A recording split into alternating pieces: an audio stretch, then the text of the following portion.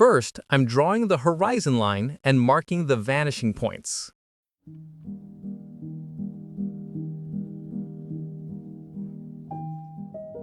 The horizon line actually represents our point of view. If we're using a bird's eye perspective looking from above, the horizon line should be placed near the top of the page. On the other hand, if we're using a worm's eye perspective looking from below, the horizon line will be near the bottom. This line determines the viewer's eye level and helps us understand how the objects in the scene should be positioned.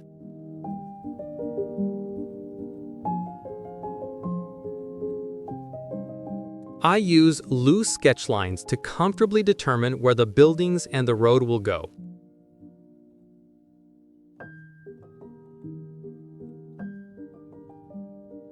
Now we can start drawing the buildings.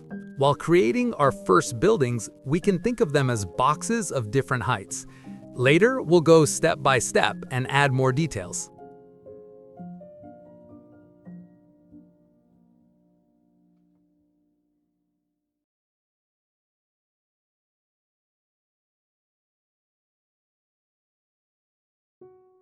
While creating the buildings, notice that some are tall and large, while others are small and short.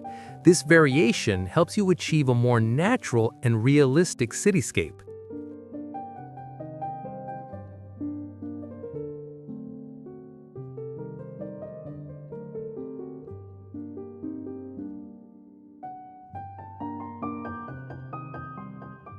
Using three-point perspective adds incredible depth and dynamism to your scene, especially when drawing tall buildings or dramatic cityscapes. The vertical vanishing point makes the building stretch realistically up or down. The vertical lines are never completely straight. They always angle toward the third vanishing point, which makes the scene much more striking. Also, the height and width of the buildings change depending on their distance from the horizontal and vertical vanishing points, so nearby objects appear larger while distant ones shrink. In bird's eye views, this creates a dramatic effect with the sky and ground. In short, three-point perspective allows us to draw complex city scenes in a more realistic and balanced way.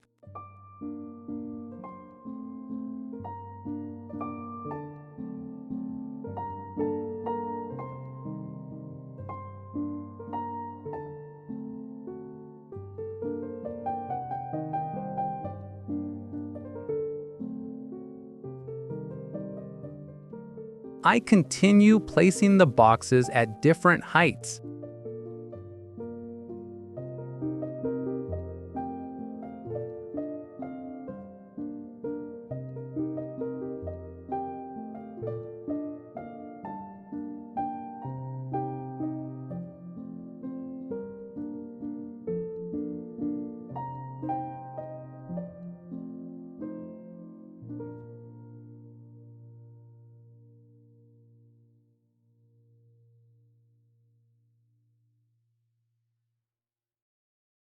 As you can see, three-point perspective isn't as hard as it looks. With basic perspective rules, creating amazing drawings can be surprisingly easy.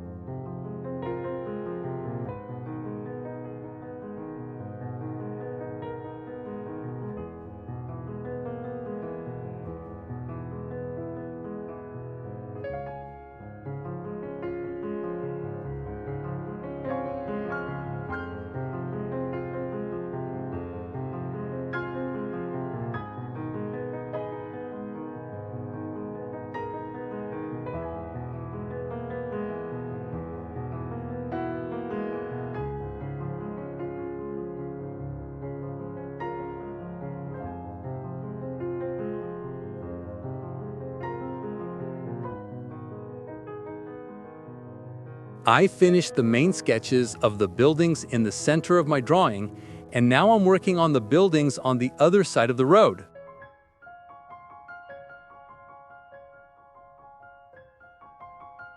Pay attention to how the buildings in this area are angled. At first glance, they might look a bit surprising, but step back a little and everything falls into place just as it should.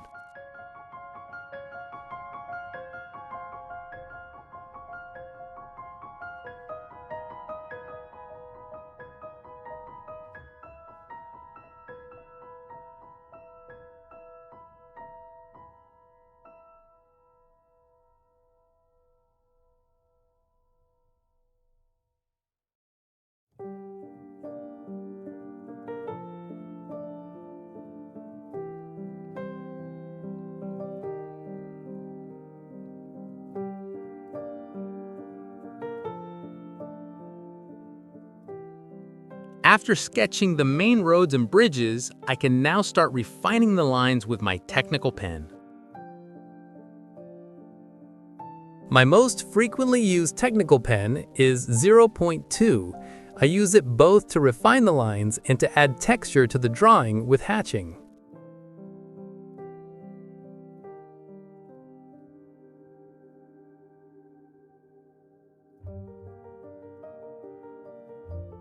Look at how the boxes we drew at the beginning turn into buildings once we add the windows.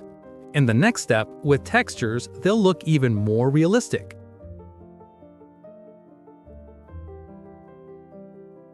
Of course, at this point, make sure the window lines also follow the perspective points. I base the window lines on the corner edges of the building to keep them aligned.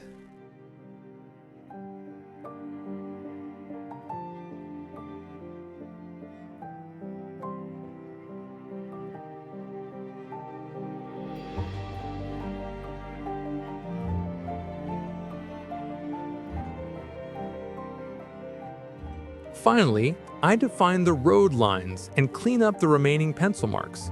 This way my page will be neat and ready for the texturing stage.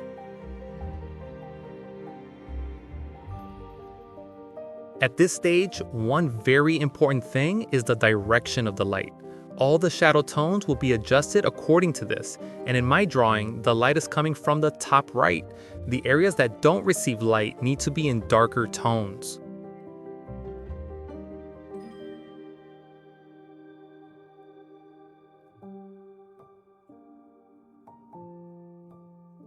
In my texture work, I use two techniques, hatching and cross-hatching. These are the techniques that can be done most comfortably and professionally with a technical pen.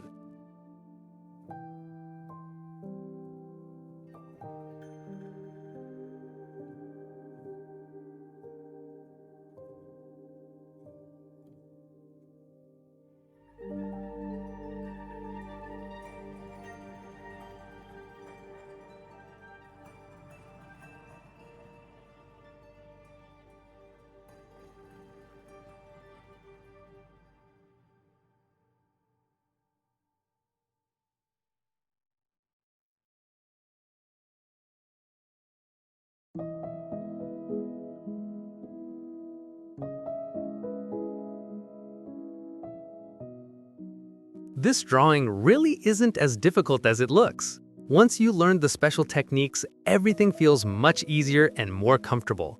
When you understand the roles of perspective and the right methods, even the most complex cityscapes can be drawn step by step in a simple way. With a bit of practice, you'll realize that drawings which seem hard are actually fun and very achievable.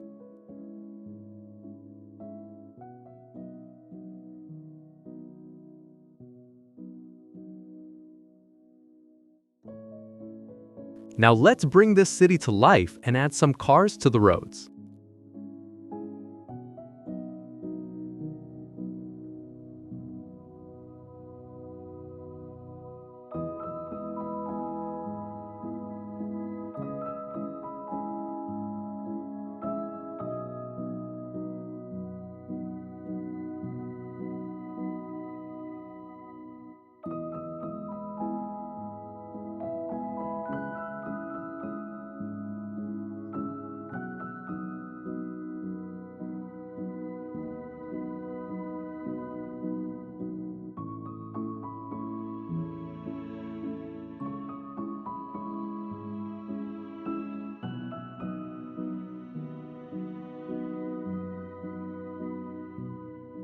Now let's bring some life to the nearby buildings. Let's keep some windows open and make certain areas darker so we can achieve a more natural look.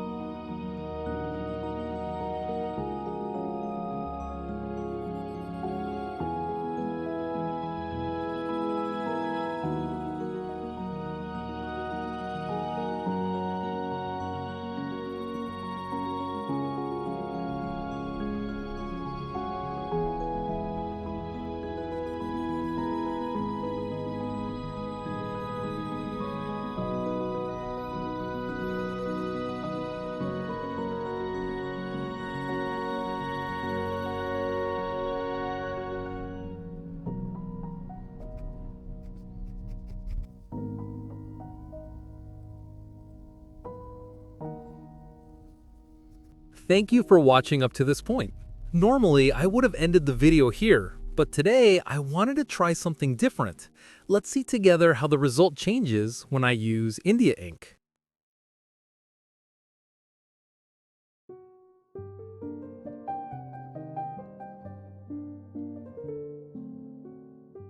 Since I forgot to record, the first brush strokes are missing, but I'm continuing the painting like this.